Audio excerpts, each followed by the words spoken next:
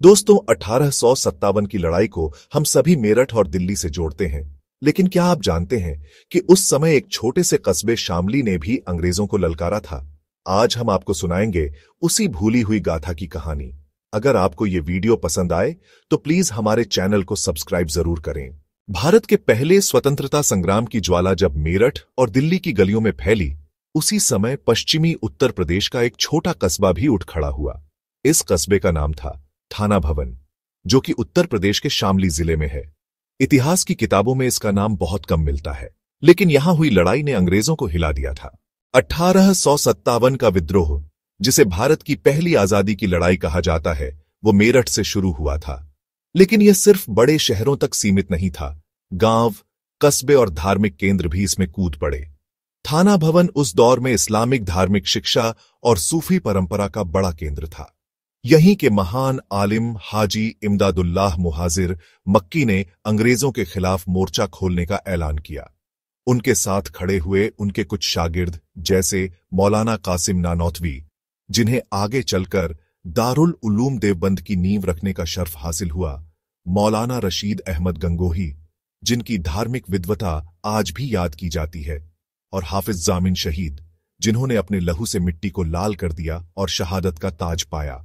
10 मई 1857 शामली और उसके आसपास के सभी गांवों की गलियां सन्नाटे से भरी थीं। मौलाना नानौतवी और मौलाना गंगोही ने स्थानीय किसानों और नौजवानों को इकट्ठा करके हथियार उठाने का आह्वान किया। मस्जिदों से अंग्रेजों के खिलाफ जिहाद की पुकार हुई और अंग्रेजों से टकराने का फतवा दिया गया, जिससे प्रभावित होकर सैकड़ों आम लोगों ने अंग्रेजों के खिलाफ इस आंदोलन में बढ़ चढ़कर हिस्सा लिया। घोड़ों की टापें, तलवारों की चमक और तोपों की गड़गड़ाहट होने लगी, और इस छोटे से कस्बे ने कुछ समय के लिए अंग्रेजी हुकूमत को चुनौती दी। ऐसे में एक असाधारण इंसान हाफिज जामिन शहीद, जो कि आजादी के लिए जान लुटा देने वाले एक बहादुर सिपाही बने, उन्होंने मौलाना कासिम नानौतवी के साथ कंधे से कंधा मिलाकर और हाजी इमदादुल्लाह की अगुवाई में अंग्रेजी हुकूमत को खुली चुनौती दी। लेकिन अंग्रेज हुकूमत उस दौर में बहुत ताकतवर थी। थोड़े ही समय बाद भारी हथियारों और सैनिकों से लैस अंग्रेज फौज ने क्रांतिकारियों को पीछे धकेल दिया।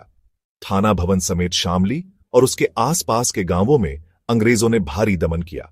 लोगों पर गोलियां चलाई गई, घरों को जलाया गया, उन्हें कैद किया गया। यह भी कहा जाता है कि पूरे इलाके में ऐसा कोई पेड़ नहीं था जिस पर मदरसे में पढ़ने वाले बच्चों की लाशें न टंगी हुई हो, क्योंकि अंग्रेजों के खिलाफ जिहाद के ऐलान के बाद इन बच्चों ने आजादी के इस आंदोलन में खूब बढ़ चढ़कर हिस्सा लिया था और शहीद हुए थे।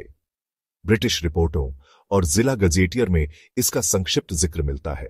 यह लड़ाई भले ही अंग्रेजों ने दबा दी, लेकिन शामली का योगदान मिटाया नहीं जा सकता। यहीं से आगे चलकर दारुल उलूम देवबंद जैसे संस्थान पैदा हुए, जिन्होंने भारतीय मुस्लिम समाज और शिक्षा को नई दिशा दी। शामली का विद्रोह छोटा था, लेकिन हाफिज जामिन शहीद का नाम हमेशा उस बहादुरी और बलिदान का प्रतीक रहेगा, जिसने 1857 की गाथा को अमर बना दिया। उन्होंने दिखा दिया कि भारत की आजादी की लौ केवल बड़े शहरों तक सीमित नहीं थी, बल्कि छोटे छोटे कस्बों और गांवों ने भी अपनी कुर्बानी दी।